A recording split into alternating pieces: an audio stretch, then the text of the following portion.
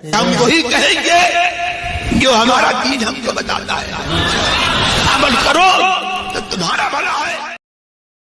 الحمدللہ رب العالمین والصلاة والسلام على سید الانبیاء والمرسلین، اما بعد فاعوذ باللہ من الشیطان الرجیم، بسم اللہ الرحمن الرحیم، ان اللہ وملائکتہ یصلون علی النبی یا ایہا الذین آمنوا صلوا علیہ وسلموا تسلیما، اللہم صل علی سیدنا وشفیعنا وحبیبنا ومولانا محمد وبارک وسلم، صلاۃ وسلام علیک یا رسول اللہ صلی اللہ تعالی علیہ وسلم۔ وَاضْرِبْ لَهُمْ مَثَلًا أَصْحَابَ الْقَرْيَةِ إِذْ جَاءَهَا الْمُرْسَلُونَ، اور ان سے مثال بیان کرو اس شہر والوں کی جب ان کے پاس فرستادے آئے۔ اذ ارسلنا الیہم اثنین فکذبوہما فعززنا بثالث فقالوا انا الیکم مرسلون، جب ہم نے ان کی طرف دو بھیجے پھر انہوں نے ان کو جھٹلایا تو ہم نے تیسرے سے زور دیا۔ یہ ایک واقعہ یہاں پر بیان کیا جا رہا ہے، اور اللہ تبارک و تعالیٰ نے اپنے محبوب کریم صلی اللہ تعالیٰ علیہ وسلم کو فرمایا کہ مشرکین مکہ کو اصحاب قریہ کا واقعہ سناؤ تاکہ ان کو نصیحت ملے کہ اگر انہوں نے ہدایت کی طرف آنے کے لیے تیاری نہ کی، ہدایت کی طرف نہ آئے تو ان پر بھی وہی عذاب آئے گا جو اصحاب قریہ پر آیا تھا۔ یہ اصحاب قریہ کا واقعہ کیا ہے؟ یاسین شریف کے اس رکوع کے اندر اس واقعے کو اللہ تبارک و تعالیٰ نے بیان فرمایا۔ اس واقعے کے اندر بہت کچھ ہے، بندہ اگر غور کرے تو زندگی گزارنے کے بہت سارے ڈھنگ اس کو اس کے اندر نظر آئیں گے۔ یہاں پر ایک مثال بیان کر کے بتایا گیا کہ یہ واقعہ پڑھ لو اور مکہ والوں سے کہو کہ جب تم حق کی طرف نہیں آؤ گے تو تمہارا بھی وہی حال ہوگا جو اس واقعے کے اندر اصحاب قریہ کا جو معاملہ ہوا۔ اب یہ اصحاب قریہ کا واقعہ کیا ہے، یہ پورے رکوع میں اس کو بیان کیا گیا۔ میں یہ چاہوں گا کہ پہلے مختصر طور پر وہ واقعہ آپ کے سامنے رکھ دوں تاکہ اس رکوع کا ترجمہ اور اس کی تفسیر سمجھنے میں آسانی رہے۔ اللہ تبارک و تعالیٰ نے حضرت عیسیٰ علیہ السلام کو جب یہ وحی بھیج دی کہ تمہیں آسمانوں پہ اٹھایا جائے گا تو حضرت عیسیٰ علیہ السلام نے اپنے حواریوں کو مختلف شہروں میں مختلف قوموں کے پاس حق کا پیغام لے کر کے روانہ کیا۔ ان مبلغین کے جو سردار تھے وہ حضرت شمعون تھے، اور بتا دیا کہ فلاں فلاں بستی کے اندر فلاں فلاں لوگ جائیں گے، لوگوں کو دین کی دعوت دیں گے، اور جب میں آسمان میں اٹھا لیا جاؤں تو ان فلاں جگہوں میں چلے جانا، اللہ تبارک و تعالیٰ اس علاقے کی بولی تم کو عطا فرما دے گا۔ تو یہاں پر جو یہ حکم دیا گیا، یہ حضرت عیسیٰ علیہ السلام نے آسمانوں پر تشریف لے جانے سے پہلے انطاکیہ میں دو مبلغ بھیجے۔ جاتے وقت میں مبلغوں نے عرض کیا کہ ہمیں تو ان کی بولی آتی نہیں ہے، ہم وہاں پہ تبلیغ کیسے کریں گے؟ تو آپ نے اللہ تبارک و تعالیٰ سے دعا فرمائی اور پھر اللہ تبارک و تعالیٰ نے اسباب پیدا فرمائے، اور انطاکیہ ایک بستی تھی اس کی طرف یہ لوگ گئے تھے، اللہ نے وہاں کی بولی ان کو عطا فرما دی۔ اس یاسین شریف کے اس رکوع میں جو فرمایا نا کہ وَاضْرِبْ لَهُمْ مَثَلًا أَصْحَابَ الْقَرْيَةِ، یہ اصحاب القریہ، قریہ سے مراد وہی انطاکیہ نامی بستی ہے۔ تو جب شہر کے قریب پہنچے یہ دونوں حضرت عیسیٰ علیہ السلام کے بھیجے ہوئے مبلغ، تو بکریوں کے ایک بوڑھے چروائے سے ملاقات ہوئی جن کا نام تھا حبیب نجار۔ یہ بت تراشتے تھے، اور مبلغین نے ان کو سلام کیا، پوچھا تم لوگ کون ہو؟ انہوں نے بتایا کہ ہم حضرت عیسیٰ علیہ السلام کے مبلغین ہیں، ہم تمہارے شہر میں دعوت حق پہنچانے آئے ہیں تاکہ تم کو دین حق کی رہنمائی کریں۔ اور پھر انہیں بتایا کہ اللہ ایک ہے اور انہیں توحید و رسالت کا درس دیا۔ تو بوڑھے نے کہا تمہارے پاس کوئی دلیل ہے، کوئی معجزہ ہے؟ تو کہا کہ ہاں ہمارے پاس میں۔ کہا کون؟ کہا ہمارے پاس میں اللہ نے یہ دلیل عطا فرمائی ہے کہ ہم بیماروں کو شفا دیتے ہیں، اور اندھوں کو بینا کر دیتے ہیں، برس کے مریضوں کو تندرست کر دیتے ہیں، اور اللہ تبارک و تعالیٰ کے حکم سے یہ سارے کمالات ہمارے اندر موجود ہیں۔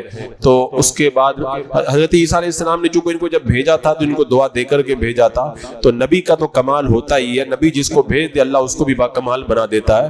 تو بوڑھے نے کہا میرا ایک پاگل بیٹا ہے میرے گھر میں ہے، اس کے علاج سے ڈاکٹر لوگ عاجز آ گئے، کوئی علاج نہیں ہو رہا ہے، تو انہوں نے کہا کہ ہمیں بتاؤ ہم اس کا علاج کریں گے۔ اب وہ بوڑھا حبیب نجار ان حضرت عیسیٰ علیہ السلام کے دونوں مبلغوں کو گھر پر لے کر گیا، اور انہوں نے بچے کے لیے دعا فرمائی اور اس کے جسم پر ہاتھ پھیرا، اللہ تبارک و تعالیٰ نے بچے کو تندرستی عطا فرما دی۔ تو حبیب نجار نے اپنے بیٹے کی شفا دیکھی تو یہ ایمان لے آئے۔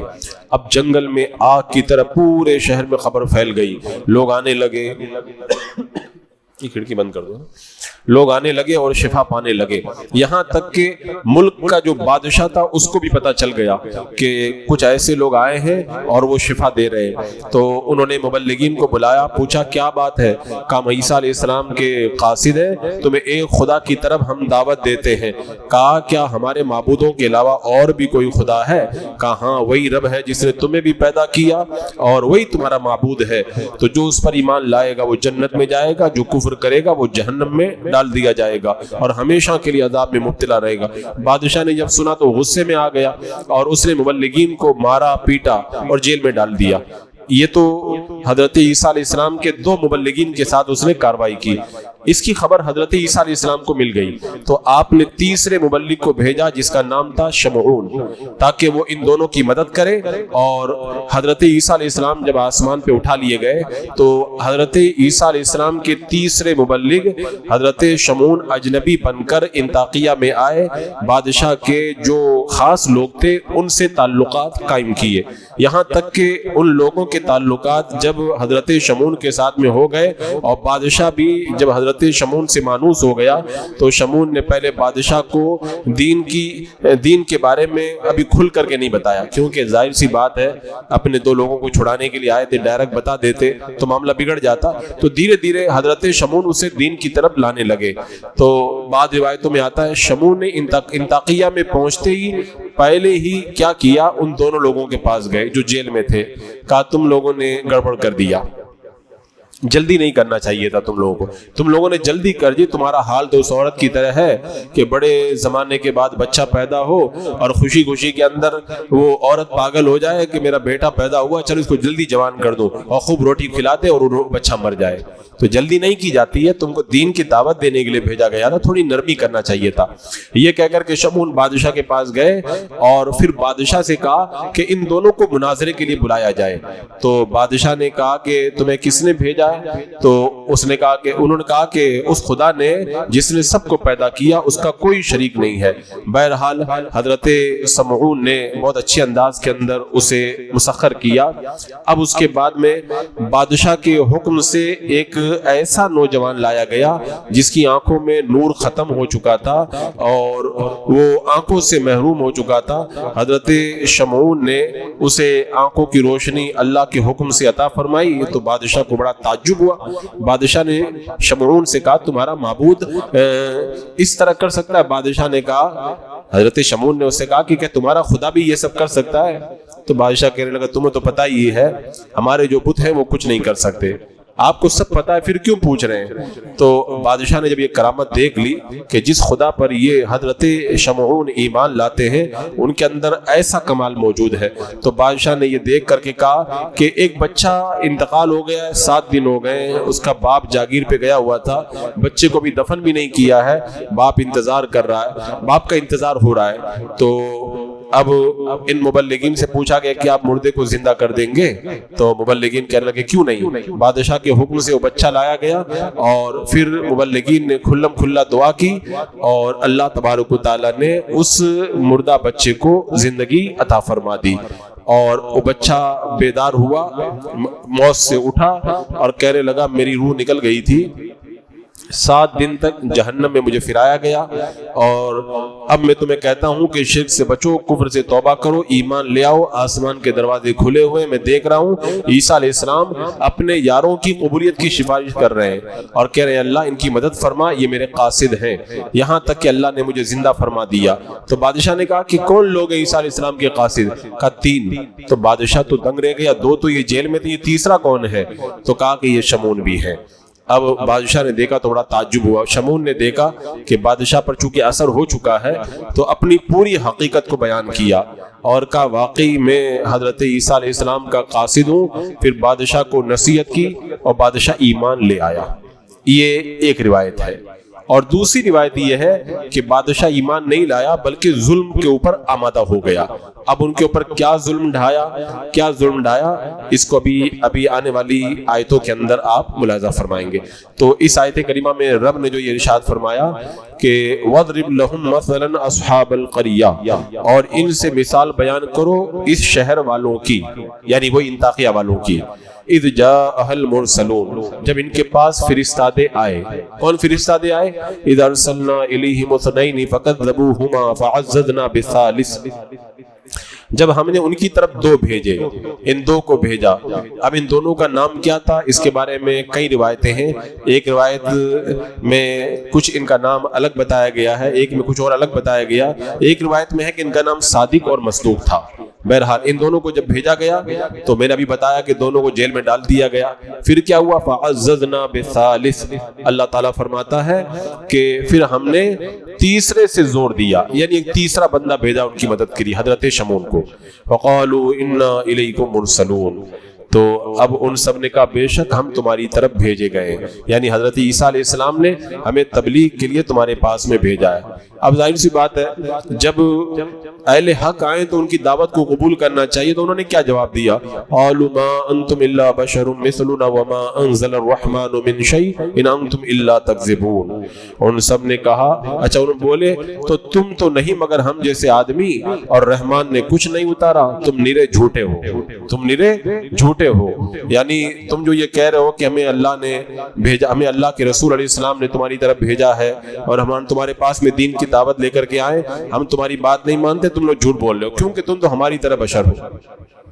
ہر زمانے میں کافروں کا یہی طریقہ رہا ہے کہ رسولوں پر وہی اعتراض کرتے ہیں کہ ان کا خیال یہ تھا کہ رسول کسی فرشتے کو ہونا چاہیے، رسول کسی فرشتے کو ہونا چاہیے، جو بھی نبی دعوت حق لے کر کے آتا تو کفار اس کو بہت بعید سمجھتے، وہ کہتے تم رسول نہیں ہو سکتے، اللہ تعالیٰ کسی انسان کو رسول بنا کر کے نہیں بھیجے گا۔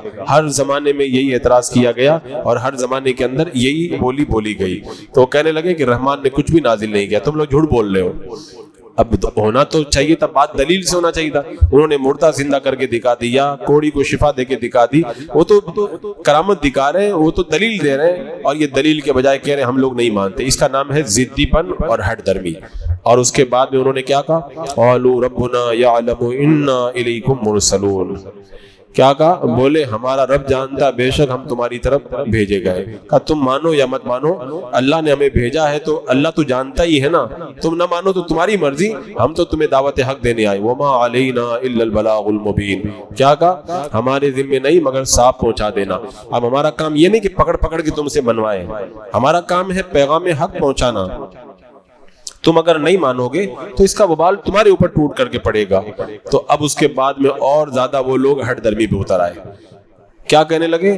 قالوا انا تطیرنا بکم لئن لم تنتهوا لنرجمنکم وليمسنکم منا عذاب علیم، بولے ہم تمہیں منحوس سمجھتے ہیں، بے شک اب تم باز نہ آئے تو ضرور ہم تمہیں سنسار کریں گے، اور بے شک ہمارے ہاتھوں تم پر دکھ کی مار پڑے گی، ہمارے ہاتھوں تم پر دکھ کی مار پڑے گی۔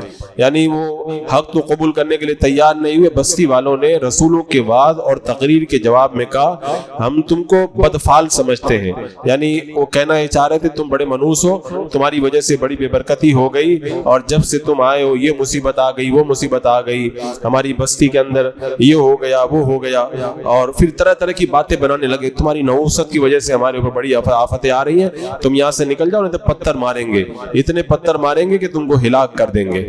یہ وہی جیسے فرعون نے حضرت موسیٰ علیہ السلام سے کہا تھا نا، حضرت موسیٰ علیہ السلام جب آئے تھے تو کیا کہا تھا؟ اللہ تعالیٰ فرماتا فَإِذَا جَاءَتْهُمُ الْحَسَنَةُ قَالُوا لَنَا هَٰذِهِ وَإِن تُصِبْهُمْ سَيِّئَةٌ يَطَّيَّرُوا بِمُوسَىٰ وَمَن مَّعَهُ، یعنی فرعونیوں پر جب کوئی بلائی آتی تو کہتے ہیں ہماری وجہ سے آئی ہے، اور جب کوئی مصیبت آتی تو بولے موسیٰ علیہ السلام اور ان کے ایمان والوں کی وجہ سے یہ نحوست آئی ہے معاذ اللہ۔ تو یہ ہر دور میں ان کا یہی طریقہ رہا ہے۔ اسی طرح حضرت صالح علیہ السلام کی قوم نے بھی یہی کہا تھا، قالوا طَيَّرْنَا بِكَ وَبِمَن مَّعَكَ، انہوں نے کہا تھا کہ ہم تم کو اور تمہارے ساتھیوں کو بدفعال قرار دیتے ہیں۔ تو حضرت صالح علیہ السلام نے بھی یہی کہا تھا تمہاری بدفعالی اللہ کے نزدیک ہے، بلکہ تم لوگ فتنہ میں مبتلا ہو۔ اور یہی بات منافقین نے حضور اکرم صلی اللہ علیہ وسلم سے کہی تھی، کیا کہا تھا؟ وَإِن تُصِبْهُمْ حَسَنَةٌ يَقُولُوا هَٰذِهِ مِنْ عِندِ اللَّهِ، اگر منافقوں کو کوئی اچھائی ملتی تو کہتے اللہ کے پاس سے آئی ہے۔ وَإِن تُصِبْهُمْ سَيِّئَةٌ يَقُولُوا هَٰذِهِ مِنْ عِندِكَ، اور اگر کوئی برائی آتی تو کہتی تمہاری وجہ سے آئی ہے۔ تو یہ ہر دور کے اندر ان کا یہی طریقہ رہا ہے کہ حق کو تو قبول کرتے نہیں اور الٹی جو ہے وہ کٹ حجتی پر وہ لوگ آمادہ ہو جاتے ہیں۔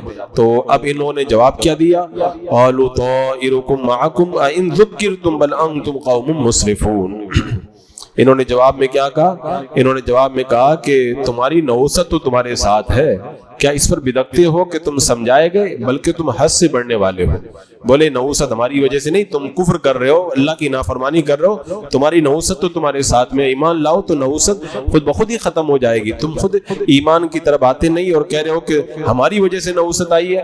تم کو سمجھایا جائے تو ماننا چاہیے، ماننے کے بجائے تم لوگ اس طرح کی حجت اکٹ حجتی کے اوپر آمادہ ہوتے ہو۔ پھر انہوں نے نہ تو ماننا تھا نہ وہ ماننے کے لیے آمادہ ہوئے۔ اب ان کو کیا کرنا تھا؟ وہی کرنا تھا جو ہر دور میں کافروں کا طریقہ رہا ہے۔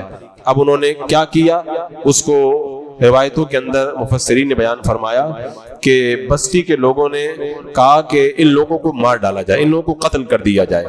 اب جب یہ خبر پھیل گئی کہ ان کو مارنے کے لیے تیاریاں ہو رہی ہے تو ایک شخص بستی کے کنارے سے دوڑتا ہوا آیا۔ اللہ تعالیٰ اس کے بارے میں ارشاد فرماتا ہے، رب نے ارشاد فرمایا کہ وَجَاءَ مِنْ أَقْصَى الْمَدِينَةِ رَجُلٌ يَسْعَىٰ قَالَ يَا قَوْمِ اتَّبِعُوا الْمُرْسَلِينَ، اللہ تعالیٰ نے ارشاد فرمایا شہر کے پرلے کنارے سے ایک مرد دوڑتا ہوا آیا، بولا ہے میری قوم بھیجے ہوں کی پیروی کرو، بھیجے ہوں کی پیروی کرو، اتبعوا من لا يسألكم اجرا وهم مهتدون، ایسوں کی پیروی کرو جو تم سے کچھ اجرت نہیں مانگتے اور وہ راہ پر ہے۔ یہ کون تھے جو دوڑتے ہوئے آئے تھے؟ ان کا نام تھا حضرت حبیب، وہی جو میں نے بتایا تھا نا کہ یہ دونوں حضرات جب آئے تھے تو سب سے پہلے انہوں نے اسلام کی دعوت دی تھی، تو حضرت حبیب کلمہ پڑھ کے دائرہ اسلام کے اندر آ گئے تھے۔ اب جب ان کو پتا چلا کہ ان کو مارنے کی تیاریاں ہو رہی ہیں تو یہ حضرت حبیب دوڑتے ہوئے آئے۔ یہ ایک روایت کے مطابق ریشم کا کام کرتے تھے اور ایک روایت میں یہ آتا ہے کہ یہ بڑائی کا کام کرتے تھے، اور بھی مختلف روایتیں آئی ہیں۔ بہرحال تو ان کو جب پتا چلا تو یہ دوڑتے ہوئے آئے اور انہوں نے کہا کہ تم ایمان کی دعوت دینے کی بنیاد پر ان لوگوں کے ساتھ میں ایسا برا سلوک کر رہے ہو تم لوگ، یہ تو تمہارے لیے اچھی بات نہیں ہے، تمہیں تو اچھا۔ پھر ان سے پوچھا تم لوگ ایمان کی دعوت دے رہے ہو، کچھ پیسہ مانگتے ہو؟ کہا نہیں پیسہ مانگتے۔ بولے کچھ تم سے پیسہ بھی نہیں مانگتے، تم نے دیکھ بھی لیا یہ بڑے اچھے لوگ ہیں، اس کے باوجود بھی تم ان کی باتوں کو کیوں نہیں قبول کرتے، ان کی باتوں کو تم قبول کیوں نہیں کرتے؟ لیکن ان کو قبول تو کرنا نہیں تھا اور ماننا نہیں تھا۔ پھر ہوا وہی، وہ لوگ ماننے کے لیے آمادہ ہو گئے۔ اب یہ لوگ انہی سے پوچھنے لگے، جو آئے تھے نا انہی سے پوچھنے لگے۔ حبیب نجار کی قوم نے ان سے پوچھا، کیا پوچھا؟ کہ اچھا صحیح بتاؤ تم ان رسولوں کے دین پر ہو؟ تو انہوں نے جواب کیا دیا، وَمَا لِيَ لَا أَعْبُدُ الَّذِي فَطَرَنِي وَإِلَيْهِ تُرْجَعُونَ، اور مجھے کیا کہ اس کی بندگی نہ کروں جس نے مجھے پیدا کیا اور اسی کی طرف تمہیں پلٹنا ہے۔ اسے کہتے ہیں جذبہ ایمانی۔ ہر طرف سے لوگوں نے گھیر کے کھڑے ہو گئے ہیں، ہاتھوں میں ہتھیار لیے ہوئے ہیں اور غم و غصے میں ڈوبے ہوئے ہیں، مارنے کی تیاریاں ہو رہی ہیں۔ پورا شہر ایک طرف، پوری قوم ایک طرف، بادشاہ ایک طرف اور دوسری طرف تنہے تنہا کھڑے ہیں۔ لیکن یہ نہیں کہہ رہے ہیں کہ یہ ہو جائے گا وہ ہو جائے گا، کیا کہہ رہے ہیں؟ ڈرنا، حق کے لیے کوئی بندہ کھڑا ہو تو ڈرنا نہیں چاہیے۔ کہ وَمَا لِيَ لَا أَعْبُدُ الَّذِي فَطَرَنِي وَإِلَيْهِ تُرْجَعُونَ، مجھے کیا ہوا ہے کہ اس کی بندگی نہ کروں جس نے مجھے پیدا کیا اور اسی کی طرف پلٹنا ہے۔ یعنی انہوں نے جب پوچھا نا تو جواب میں کہا کہ میں اس کی عبادت کیوں نہیں کروں جس نے مجھے پیدا کیا، میں تو اللہ کی عبادت کرتا ہوں کیونکہ اللہ تبارک و تعالیٰ نے مجھے پیدا کیا ہے۔ اور کیا نہایت لطیف طریقہ ان کا کہ قوم کو ان کی گمراہی اور غلط روش پر متنبہ کیا اور کہا کہ اس کی طرف تم بھی لوٹائے جاؤ گے، یعنی جب تم مرنے کے بعد دوبارہ زندہ کیے جاؤ گے تو تم اللہ تعالیٰ کے سامنے پیش کیا جائے گا اور تم سے پوچھا جائے گا کہ تم اللہ تعالیٰ کے ساتھ شرک کیوں کرتے تھے اور اس کو چھوڑ کر بتوں کی پوجا کیوں کرتے تھے۔ پھر اپنی قوم کو سمجھانے کے لیے حضرت حبیب نے دوبارہ اپنے وعظ کا آغاز اس طرح کیا اور کہا کہ کیا میں اس کو چھوڑ کر ان معبودوں کی پوجا کروں کہ اللہ مجھے اگر کوئی نقصان پہنچانا چاہے تو یہ کچھ بھی میرا بھلا نہیں کر سکتے۔ کیا کہا؟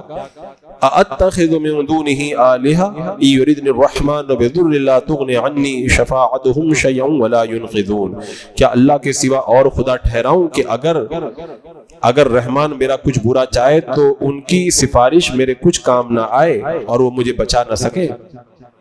یہ کتنی بڑی بات ہے، سارے اگر کافر ایک طرف ہو اور ان کے بتوں کی اتنی بے عزتی کر دینا کہ میں ان کو پوجوں جو کچھ بھی نہیں کر سکتے، ایک دم بے بس و مجبور ہے، لیکن ایمانی جذبہ تھا۔ کہا کہ اللہ کو چھوڑ کر کے میں ایسوں کو پوجوں کہ اللہ اگر میرے اوپر کوئی عذاب نازل کرے تو یہ کچھ بھی نہیں بچا سکتے، یہ میری کوئی مدد ہی نہیں کر سکتے، میں ان کی پوجا کیسے کر سکتا ہوں۔ اب حضرت حبیب نجار نے کہا میں اس کی عبادت کیوں کروں، میں اس کی عبادت کیوں کروں جو کچھ نہیں کر سکتے، میں تو اس خدا کی عبادت کروں گا جس پروردگار عالم نے مجھے پیدا فرمایا ہے۔ اور حضرت حبیب نے جو یہ کہا تھا اس کا دو مطلب ہو سکتا ہے، ایک تو یہ کہ انبیاء کرام سے یہ بات انبیاء کرام سے کہی کہ کون یہ انبیاء کرام، یہ ان انبیاء کرام کے فرستادوں سے کہی، یعنی حضرت عیسیٰ علیہ السلام کے جو 2 آدمی بھیجے گئے تھے نا ان سے کہی کہ آپ کے رب پر میں ایمان لایا ہوں۔ کیا کہا؟ آپ کے رب پر ایمان لایا ہوں۔ کیا کہا؟ انی اذا لفی ضلال مبین، فرمایا کہ اگر ان بتوں کو میں پوجوں گا تب تو میں کھلی گمراہی میں ہوں۔ انی آمنت بربکم فاسمعون، کیا کہا؟ میں تمہارے رب پر ایمان لایا تو میری بات سنو۔ یہ کس سے کہہ رہے ہیں؟ حضرت عیسیٰ علیہ السلام کے 2 فرستادوں سے کہہ رہے ہیں، اور یا پھر انہی لوگوں سے کہہ رہے ہیں کافروں سے کہ سنو جو تمہارا بھی رب ہے میرا بھی رب ہے، میں اس رب پر ایمان لایا ہوں، اب اس کے بعد میں کیا ہوا؟ حضرت عبداللہ ابن مسعود رضی اللہ تعالیٰ عنہ کہتے ہیں کہ اس کی قوم نے اس کو اتنا مارا کہ آنتڑیاں باہر نکل آئی، اور فرمایا گیا کہ سارے لوگ ٹوٹ پڑے، چاروں طرف سے مارنے لگے، سنگسار کرنے لگے، پتھر آنے لگے، اور اس حال میں بھی وہ اللہ کا بندہ دعا کر رہا تھا اے اللہ میری قوم کو ہدایت دے دے۔ تب اللہ تعالیٰ نے ان کے لیے جنت کو واجب کر دیا، اور اللہ نے کیا فرمایا؟ فَمَا قِيلَ ادْخُلِ الْجَنَّةَ، کیا کہا؟ قِيلَ ادْخُلِ الْجَنَّةَ، کہا کہ میری جنت میں داخل ہو جا، جنت میں داخل ہو جا۔ اب وہ اللہ کا بندہ جو حق کے لیے کھڑا ہوا تھا، اللہ نے اس کو جنت کی بشارت دی تو کیا کہا؟ کاش میری قوم جان لیتی کہ میرے رب نے مجھے بخش دیا ہے۔ یہ دیکھیں یہ ہوتا ہے جذبہ حق۔ کیا کہا؟ جب انہوں نے کہا کہ جب رب نے فرمایا کہ جنت میں داخل ہو جا تو قال یا لیت قومی یعلمون، کہا کسی طرح میری قوم جانتی جیسے میرے رب نے میری مغفرت فرما دی ہے، بما غفر علی ربی، میری رب نے میری مغفرت فرما دی ہے، وجعلنی من المکرمین، اور مجھے عزت والوں میں کر دیا ہے۔ یعنی ایک بندہ جس کو مارا گیا، جس کو ستایا گیا، جس پر ظلم ڈھایا گیا، وہ بھی تمنا کر رہا کاش میری قوم جان لیتی کہ میرے رب نے مجھے بخش دیا ہے اور عزت والوں کے اندر مجھے شامل کر دیا۔ یہ تمنا کیوں کر رہے تھے؟ اس کی ایک وجہ یہ تھی کہ آپ یہ چاہتے تھے کہ قوم کو معلوم ہو جائے کہ اللہ نے میرے اوپر کتنا انعام کیا ہے، اور دوسری وجہ یہ تھی کہ ان کی تمنا یہ تھی کہ قوم بھی میرا انجام جان کر کے جس طرح اللہ نے مجھے جنت دی ہے وہ بھی ایمان لے آئے، اللہ ان کو بھی جنت عطا فرما دے۔ حضرت عبداللہ ابن عباس کہتے ہیں اس نے زندگی میں بھی اپنی قوم کی بھلائی کی، ایمان کی دعوت دی، اور مرنے کے بعد بھی اپنی قوم کی خیر خواہی چاہیے، یعنی اگر میری قوم کو پتہ چل جائے تو میری قوم بھی ایمان لے آئے۔ اس سے یہ پتہ چلتا ہے مخالفوں اور دشمنوں کے ساتھ بھی نیکی اور خیر خواہی کرنا یہ اہل ایمان کا طریقہ ہے۔ ایک طرف تو لوگ مار رہے ہیں، پیٹ رہے ہیں، مار کے ہلاک کر دیا، لیکن ادھر عالم دیکھو، وہ تمنا کریں کاش میری قوم کو میری جنت میں جانے کا حال معلوم ہو جائے تاکہ میری قوم بھی میری طرح ہدایت کے اوپر آ جائے اور میری طرح میری قوم جو ہے وہ نیک راہ پر گامزن ہو ہو کر کے جنت کے اندر داخل ہو جائے۔ تو اللہ تبارک و تعالیٰ نے اس طرح اس بندہ حق کو اچھے انجام تک پہنچایا اور جنت عطا فرمائی۔ اور وہ جو قوم مار رہی تھی ان کا پھر کیا ہوا، آنے والی آیتوں میں اللہ تبارک و تعالیٰ نے ان کا حال بھی بیان فرمایا۔ وہ تو ضد اور ہر درمی کے اوپر آمادہ تھے، ان کے ساتھ میں کیا ہوا آنے والی آیتوں میں اللہ تبارک و تعالیٰ نے اس کو بھی بیان فرمایا۔ آج 11ویں شب ہے، فاتحہ پڑھ لیں۔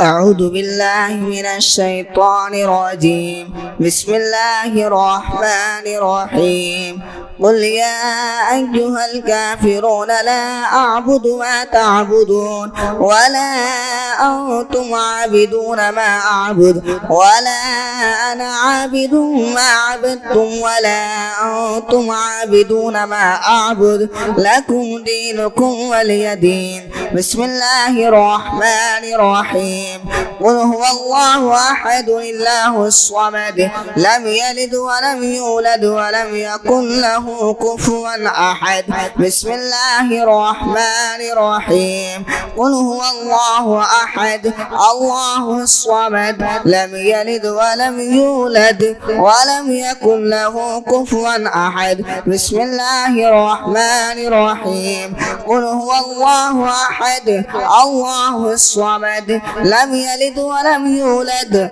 ولم يكن له كفوا أحد بسم الله الرحمن الرحيم قل أعوذ برب الفلق من شر ما خلق ومن شر غاسق إذا وقب ومن شر النفاثات في العقد ومن شر حاسد إذا حسد بسم الله الرحمن الرحيم قل أعوذ برب الناس ملك الناس إله الناس من شر الوسواس الخناس الذي يوسوس في صدور الناس من الجنة والناس بسم الله الرحمن الرحيم الحمد لله رب العالمين الرحمن الرحيم مالك يوم الدين إياك نعبد وإياك نستعين اهدنا الصراط المستقيم صراط الذين أنعمت عليهم غير المغضوب عليهم ولا الضالين بسم الله الرحمن الرحيم ألف لام ميم ذلك الكتاب لا ريب فيه هدى للمتقين الذين يؤمنون بالغيب ويقيمون الصلاة ومما رزقناهم ينفقون والذين يؤمنون بما أنزل إليك وما أنزل من قبلك وبالآخرة هم يوقنون أولئك على هدى من ربهم وأولئك هم المفلحون وإلهكم إله واحد لا إله إلا هو الرحمن الرحيم إن رحمة الله قريب من المحسنين وما أرسلناك إلا رحمة للعالمين ما كان محمد أبا أحد من رجالكم ولكن رسول الله وخاتم النبيين وكان الله بكل شيء عليما إن الله وملائكته يصلون على النبي يا أيها الذين آمنوا صلوا عليه وسلموا تسليما اللهم صل على سيدنا مولانا محمد وبارك وسلم صلاة وسلاما عليك يا رسول الله أعوذ بالله من الشيطان الرجيم ألا إن أولياء الله لا خوف عليهم ولا هم يحزنون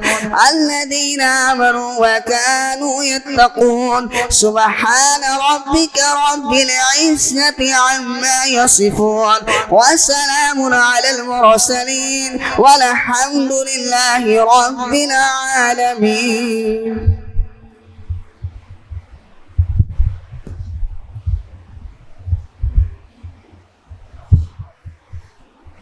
بسم اللہ الرحمن الرحیم اللہم صلی علی سیدنا مولانا محمد وبارک وسلم صلاۃ و سلام علیک یا رسول اللہ یا رحمان یا رحیم یا رب العالمین۔ جو کچھ بھی قرآن مقدس کی تلاوت ہوئی، ذکر خیر ہوا، شین حاضر، اللہ اپنی بارگاہ میں قبول فرما۔ اللہ اس کا جو بھی ثواب تو اپنی شان کریمی سے عطا فرمائے۔ ہم سب کے آقا و مولا حضور اکرم سید عالم محمد الرسول اللہ صلی اللہ تعالیٰ علیہ وسلم کی پرنور بارگاہ میں نظر مولا قبول فرما۔ جملہ انبیاء کرام، مرسلین اعظام، ملائکہ مقربین، اولیاء کاملین کی بارگاہ میں نظر مولا قبول فرما۔ تمام صحابہ کرام، صحابیات، ازواج مطہرات، بنات طیبات، اولاد امجاد، اہل بیت اطہار کی بارگاہ میں نظر مولا قبول فرما۔ تمام صدیقین، شہداء، صالحین، تابعین، تبع تابعین، ائمہ مجتہدین، فقائدین، مجتہدین، مجددین کی بارگاہ میں نظر مولا قبول فرما۔ جملہ سلاسل کے تمام مشائخ، بالخصوص پیر پیراں، میر میراں، شاہ جیلاں، قطب الاقطاب سیدنا سرکار غوث العظم شیخ عبد القادر جیلانی کی بارگاہ میں نظر مولا قبول فرما۔ سرکار غوث پاک کے والدین، آپ کے اساتذہ، آپ کے مشائخ، آپ کے شاگرد، آپ کی اولاد، آپ کے خلفاء، آپ کے تمام متعلقین، آپ کے مریدین اور تمام منتسبین کی بارگاہ میں نظر مولا قبول فرما۔ خواجہ خواجہ ہند الولی حضرت خواجہ معین الدین چشتی اجمیری سیدنا سرکار امام اعظم ابو حنیفہ بمبئی عظمیٰ روح زمیں کے چپے چپے پہ آرام فرما۔ اولیاء کاملین کے بارگاہ میں نظر مولا قبول فرما۔ سیدنا مخدوم اشرف جہانگیر سمرانی، مخدوم فقی علی ماہمی، بہاؤدین شبابہ، شکر اللہ شبابہ، حاجی علی، حاجی ملنگ، عبد الرحمن شبابہ اور جتنے بھی اولیاء کاملین بمبئی کی سرزمین پہ آرام کر رہے ہیں، سب کی روحوں کی مولا بارگاہ میں نظر مولا قبول فرما۔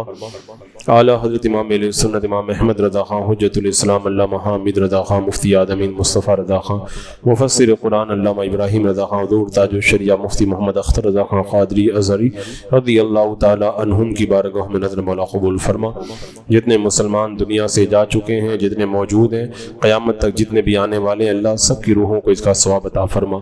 یا اللہ اس فاتحہ خوانی کے صدقے میں مولا ہم سب کی مغفرت فرما دے، ہم سب کو نیک اور پرہیزگار بنا دے، سرکار غوث پاک کے فیض و برکات سے مالا مال فرما دے۔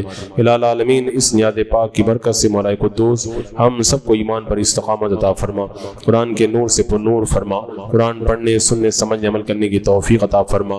قرضوں میں ڈوبے ہیں مولا انہیں قرضوں سے نجات عطا فرما، جو بیماریوں میں مبتلا اللہ ان کو شفاء کلی عطا فرما۔ اللہ جو اس فاتحہ خوانی کا انعقاد کیا حاجی کفایتی، اللہ انہیں بھی شفاء کلی عطا فرما، شفاء تام اور شفاء عاجل عطا فرما، ہر طرح کی آفات و بلیات سے محفوظ و مامون فرما، تمام حاضرین کی دلی نیک جائز تمناؤں کو پورا فرما۔ ربنا تقبل منا انك انت السميع العليم وتب علينا انك انت التواب الرحيم ان الله وملائكته يصلون على النبي يا ايها الذين امنوا صلوا عليه وسلموا تسليما اللهم صل على سيدنا وشفينا وحبيبنا مولانا محمد وبارك وسلم صلاة وسلام عليك يا رسول الله سبحان ربك رب العزة عما يصفون وسلام على المرسلين والحمد لله رب العالمين۔ دو شعر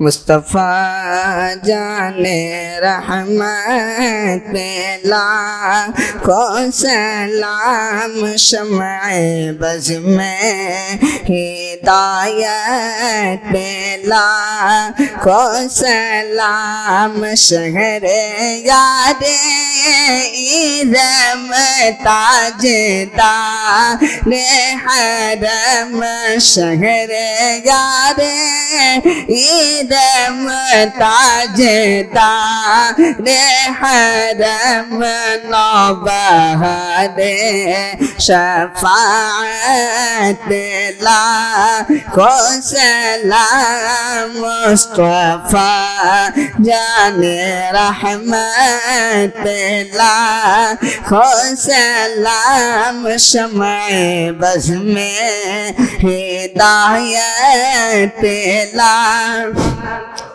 مجھ سے خدمت کے قدسی کہے ہر رضا، مجھ سے خدمت کے قدسی کہے ہر رضا، مصطفیٰ جان رحمت لاکھوں سلام، شمع بز میں ہدایت آیت پہ لاکھوں سلام یا نبی سلام علیکہ یا رسول سلام علیکہ یا حبیب سلام علیکہ صلوات الصلاة والسلام علیکہ یا رسول اللہ، الصلاة والسلام علیکہ یا حبیب اللہ، وعلا آلک و اصحابک یا نور اللہ صلی اللہ تعالی علیہ وسلم۔ الہی بحق بنی فاطمہ کے برقول ایما کنم خاتمہ، اگر دعوتم رد کنی ور قبول منو دست و دامان آل رسول، ان اللہ و ملائکتہ یصلون علی النبی یا ایہا الذین آمنوا صلوا علیہ وسلموا تسلیما۔ اللهم صل على سيدنا وشفينا وحبيبنا ومولانا محمد وبارك وسلم صلاة وسلام عليك يا رسول الله۔ جب دم واپسی ہوں یا اللہ لبہ لا الہ الا اللہ محمد۔